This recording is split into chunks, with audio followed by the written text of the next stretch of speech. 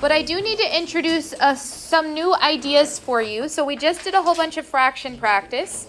So in your own words, when I ask you to do a reciprocal, what are you doing with a fraction? Flipping it. Great. So there are actually reciprocal functions for our three basic trig functions. Our basic trig functions are sine, cosine, and tangent, correct? If I use their reciprocal, meaning if I flip over cosine, instead of cosine, it's 1 over cosine, that is a new function, and that is called secant. So secant is 1 over cosine, where cosine cannot equal 0. Okay, the shorthand for secant when we're writing it in an equation is SEC, but don't say sec, it is secant. We're calling them by their correct names. The reciprocal of sine is cosecant. Its shorthand is CSC, and it's pronounced cosecant. Don't call it anything else. It's called cosecant. I don't even know how you would fake pronounce that one. We have our first two reciprocal functions, secant and cosecant. The reciprocal of tangent is called cotangent. So cotangent is defined to be 1 over tangent of x, where tangent of x cannot equal to 0. But since we have an additional way to define tangent, tangent is sine over cosine, that means that cotangent can also be written as that reciprocal. So cotangent is also cosine over sine. There are a lot of things that we need to know about the reciprocal functions, but the main ideas here is that you know which one goes with which. So starting on your formula quizzes next time, these three formulas are probably going to be there. That secant of x is equal to 1 over cosine of x. Cosecant of x is 1 over sine. Cotangent is 1 over tangent. Yes? Some things that I need you to know about these functions is that since they are reciprocals, their graphs look like the concept of a reciprocal.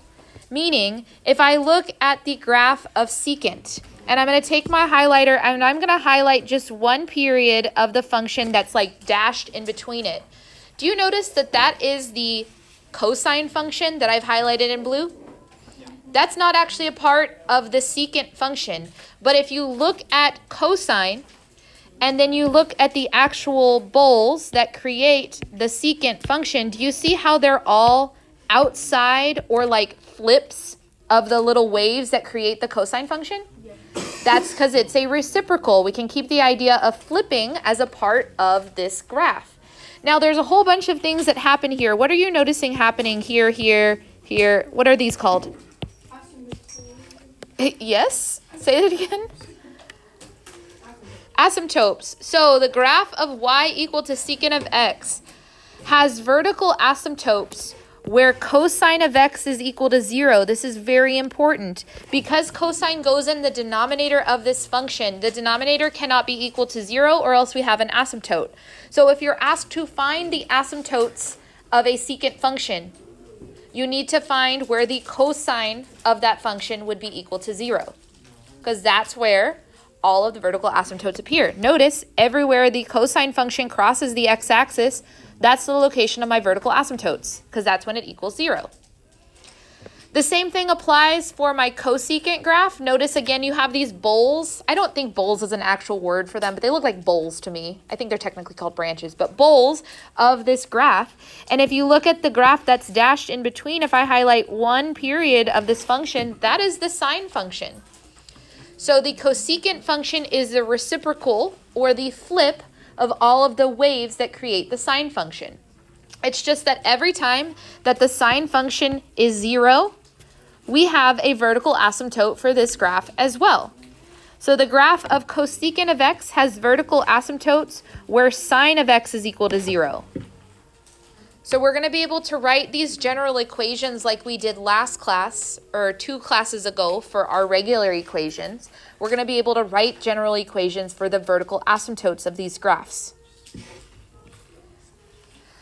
Cotangent, because it's the reciprocal of tangent, it does have the same qualities as the first 2 reciprocals, that it is the opposite or the flipped version of it. If I had tangent, and I'm going to draw this in with a green if you want to, tangent typically looks like this. So I'm going to draw just one period of it. I'm going to make my arrow really close to negative pi over 2, go through 0, 0, and then go up like this. I'm only going to draw one because it gets really crazy when we have graphs on top of graphs. But if you notice, this function has flipped pretty much everything. Where there was a 0 for the tangent function, that's now a location of a vertical asymptote for cotangent. Instead of increasing the entire time, what is the graph of cotangent doing? Am I going up or going down? Down. So instead of an increasing function, we have a continually decreasing function when it goes to cotangent.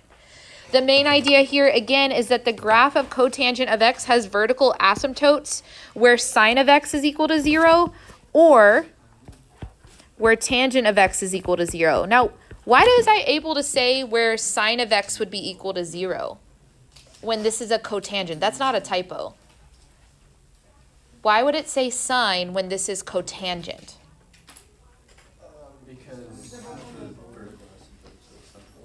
True, look at this other definition. Tangent is obviously in the denominator here. What's in the denominator in the second definition? Sine. So if sine happened to be 0, that means we have vertical asymptotes for this graph because the denominator would be equal to 0. You've got a few more pieces of information on this front page. The ranges of both secant and cosecant are outside of -1 and 1 is the way I like to say this, which means we're going all the way down from -infinity up to -1, and then from +1 all the way to infinity. If you notice on these graphs, that's because sine and cosine have a maximum at -1 and 1, maximum and minimum. So its reciprocal function has to have a range outside of that. Again, it's like flipping the bowls. The range of tangent and cotangent, sorry, that should really say cotangent, but you get the idea, is all real numbers from -infinity to infinity. The main takeaway here, 2 things. Number 1, I need you to know which function goes with which is the reciprocal of which. Secant and cosine, cosecant and sine, cotangent and tangent. Can I teach you a trick that I've remembered since forever about this? Every pairing has one co. Every pairing has one co. Cosine cannot be paired with a co anything else because cosine already has co, so it has to go with secant. Sine does not have a co in it, so it goes with cosecant. And then tangent, cotangent, easy to remember. So we got to remember those reciprocals. The next thing I want you to remember is what you have to set equal to 0 to find those vertical asymptotes. That's really the gist of what you need today. Can I show you what some problems might look like for this type of topic? We're doing it anyways. Go to the back, example 1. It says, let f of x be equal to 3 times the secant of 2x. Which of the following is a vertical asymptote on the graph of f? Now, these are most likely on the non-calculator portion of our test. And also, using a calculator is not all that helpful here because of all of the pi's. So instead, what we're going to do to answer this question is we're going to think about what just the secant of 2x would be equal to. Yes, I left the 3 there on purpose. I'm just grabbing secant of 2x. Secant of 2x can be rewritten as 1 over what function? Secant goes with cosine, so it's cosine of 2x. Those are exactly the same mathematically because secant and cosine are reciprocals. So what I can do here is I can say, therefore, I just need to figure out when cosine of 2x would be equal to 0. So we're going to throw it back to the questions we asked last class. What are the values of theta, or x, that would give you 0 when you take the cosine? Cosine of something is equal to 0? Pi over 2, and what else?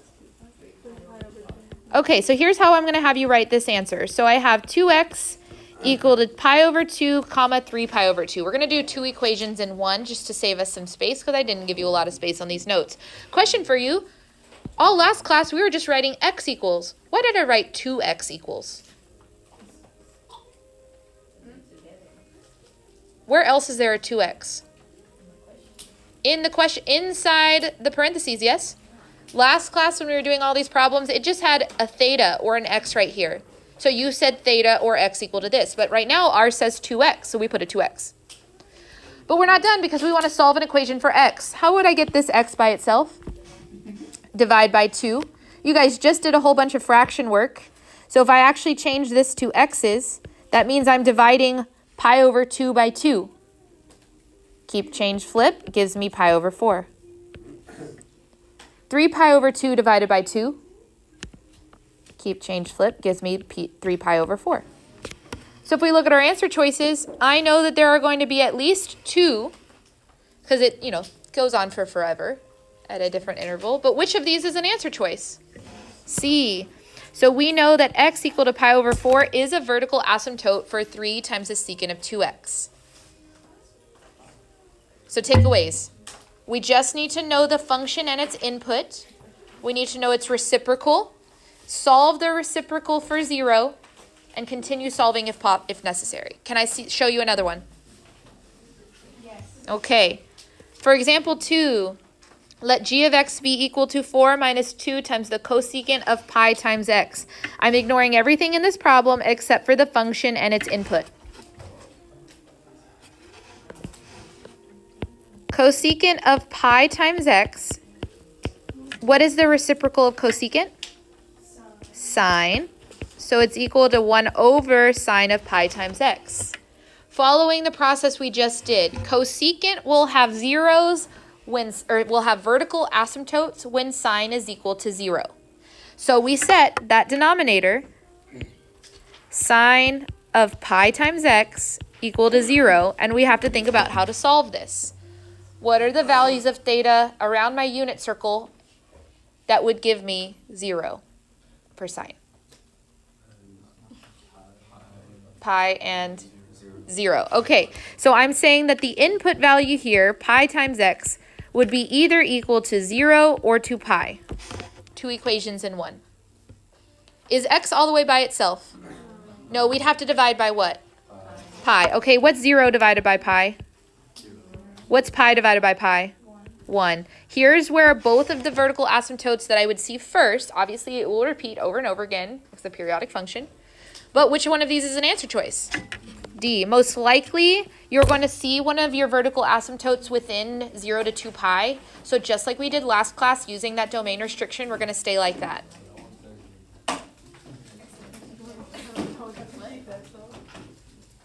Can I let you try one? No. Too bad I'm doing it, but not number 3. You're doing number 4. What's your question? Why do we only use that part? Because the other part will just cause a reflection and a vertical translation. It doesn't change anything about the horizontal shifts. So you just need the function itself and its inputs. So for our answer, we don't have to put those numbers again? We just put the answer? If I'm asking about vertical asymptotes, it's not affected by any vertical transformation. It's just affected by horizontal transformation. So I just need to grab the function itself and whatever's inside of it. If the inside's super complicated, leave it super complicated. Inside matters. Oh, I didn't pause this. I still didn't pause it.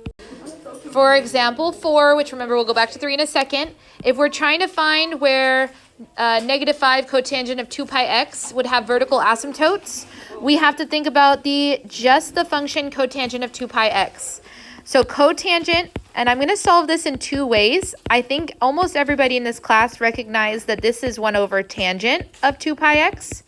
Did anybody think about it as cosine of 2 pi x over sine of 2 pi x? You can do either way, because either way, what we would do is we say this would have vertical asymptotes when either tangent of 2 pi x or sine of 2 pi x would be equal to 0. But what's nice is that these have zeros at the same spot because of the way that tangent is defined.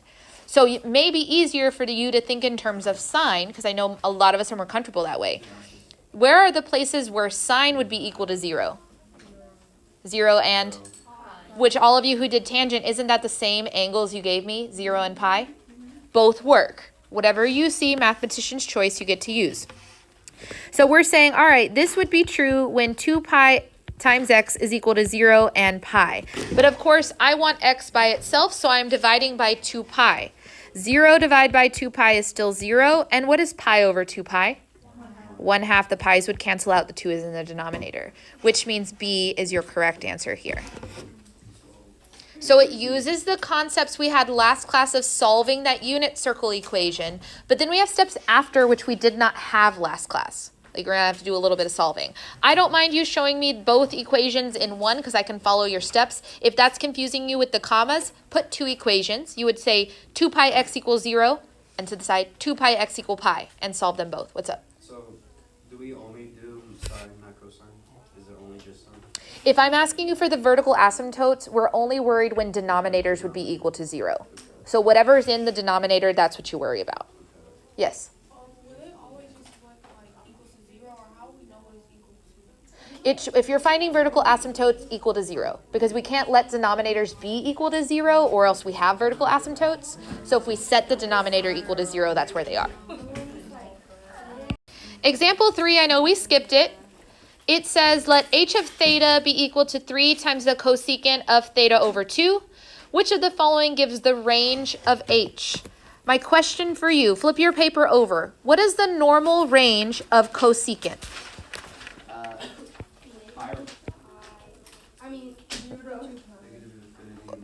Negative infinity to negative 1. Now that's normal. But if you notice, that function that we're saying that's the range for has no number multiplied in front of it. Our equation does have a number multiplied in front of it. So that means that its reciprocal function, the sine function that creates it, would have an amplitude of 3. So if the sine function goes all the way up to 3, the cosecant function will start its bowls at 3 and at negative 3. So that means for us that our range has changed to multiply times the value 3 because of the 3 in front of the function itself. So answer choice C represents the range of this cosecant. If you think about transformations, this range is affected by any vertical transformation of the the sine function it's created from. So really, bottom line, look at that number that's multiplied in front. Think of it as the amplitude. These functions don't have amplitude, but if you kind of consider it the same thing because it's going to the same amplitude as its reciprocal, then you can find the range, the maxes and mins of its reciprocal, which are then the numbers you use in the range. Now, of course, we can use now cosecant, secant, and cotangent in the types of questions we did last class. We're going to solve some confusing looking questions, just like we did last class. If the advice here is easy, it is generally best to isolate the reciprocal trig function first in the equation. So that's what we did last time. We always isolated the trig function. But then we're going to have a new step here that says use the reciprocal properties to rewrite the equations in terms of sine, cosine, or tangent, and then think about the angles using your unit circle. Okay, let me show you what one looks like, and you guys are going to try the other one. Example 5 says let f of x be equal to 4 times cosecant of x plus 3, and g of x be equal to 11. In the xy plane, what are the x coordinates of the points of the intersections of the graph in f and g between 0 and 2 pi? Am I going to have to write a general equation for this answer? No, it gave me a domain restriction, so we're good. But what we will do is think about the point of intersection. The point of intersection will occur when f is equal to g. So we can take the f function, 4 times the cosecant of x plus 3, and we can set it equal to 11. We did a whole lot of problems like this last class. What would be my first step to start to isolate the trig function? Subtract 3. So then I have 4 cosecant of x equal to 8. What next? Divide by 4, so that's cosecant of x equal to 2. I have isolated the reciprocal trig function. That's what I wanted. Boom. It says then to use the reciprocal properties, which means I'm going to write this as the reciprocal. What is the reciprocal of cosecant? Sine. Oh, why did I give sine 2 i's? That's super weird. Let me try that again. This would be sine of x equal to 1/2. Where'd the 1/2 come from? The reciprocal of cosecant is sine. The reciprocal of 2 is 1/2. I do the reciprocal on both sides. So like question, we answered this a lot last time. What are the values of sine that would give me 1/2, positive 1/2? I changed my colors here. I'm sorry if that throws you off.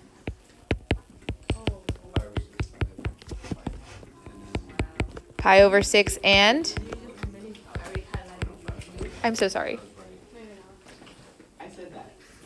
Very good. So we have two solutions here, pi over 6 and 5 pi over 6.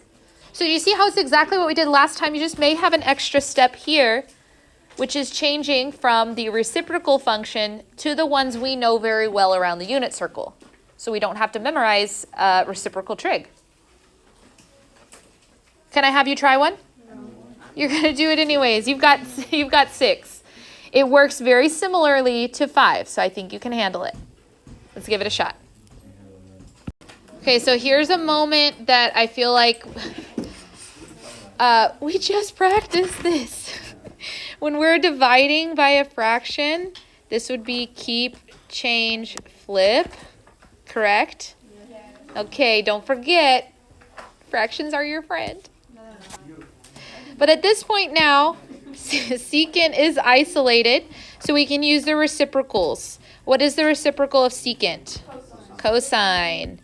And so that would be equal to negative 1/2. So then we think about our unit circle. What are the values of x where cosine would be equal to negative 1/2? I agree. And? Do I need to write general equations for this question? No. Why not?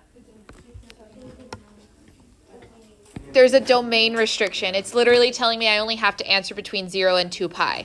I do want to say this. In the questions up above where there was answer choices, I wasn't making you think beyond the first 2 answers, basically giving you a domain restriction. If the answer you get is not an answer choice, you may have to do an additional rotation of the unit circle. I just happen to know that they're all between 0 and 2 pi. So I was assuming a domain restriction that you can't technically assume pretty much anywhere else. Example 7, if you notice, what kind of question is this one? This question says that we're going to have 2 equations. We're going to have P, and we're going to have, oh wait, not 2 equations. Let me read the question. Let P equal to this equation, 3 minus 1.7 times the cotangent of 0.5x minus 1. And in the xy plane, we want to know the x coordinates of the point where P of x is equal to 2.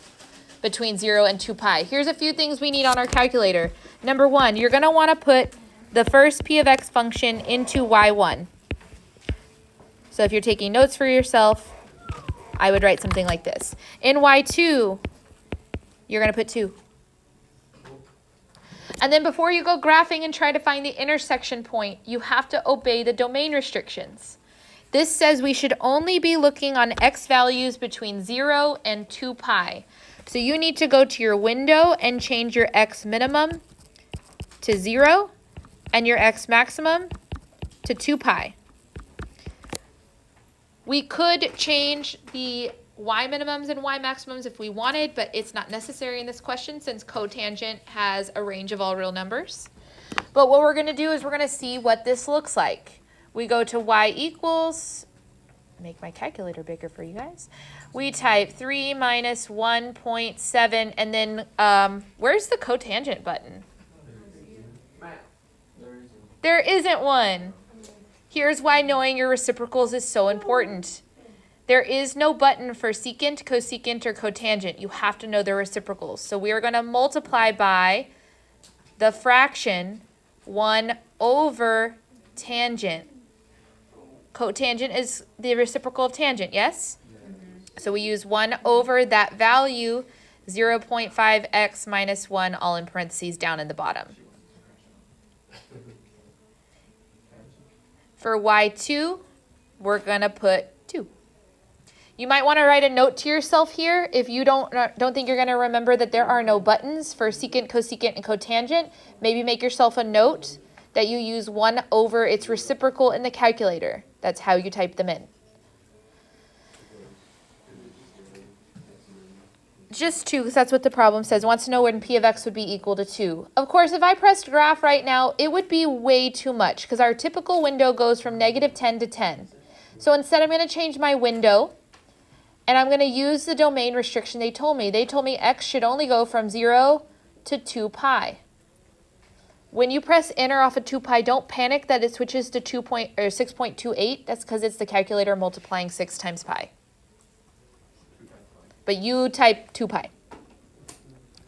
Once you've done that and we press graph, your screen should look like this. I'm going to pause here until I get everybody's to look like mine. Now again, because these are our notes, it's good to write down a little bit of extra work. So what we did is we saw the graph. Okay, we saw the graph and it looks something like this where we had a really, really wide cotangent graph. And then we have this equal to 2 value that comes through. We're looking where they're equal, which means we're looking for this point of intersection. What's the buttons I push on my calculator to find intersection? Secant, trace, 5. So secant, trace is a calculate menu. We're calculating the intersection. For this one, I'm on the first curve. Remember, we had to start getting close, so it's making sure it picks the correct curve. So move the turtle close. Enter, enter, enter, and it's going to scoot it over and get the exact intersection point. So that value of x, the x coordinate would be 4.0781. 4 decimals always. Do you know how many people have lost points on a test for me that hasn't round to 4 decimals? Round to 4 decimals. Thank you. So boom. Major questions from today's lessons? Not yet? Great. You have the rest of the class time to work on your homework. Your phones stay in the bins in the center of the table. We're actually working on our work in class. Thank you so much. You can start working on that CYU. Starts off with finding vertical asymptotes. We can go back to that part of the notes. I forgot that I gave you guys this paper.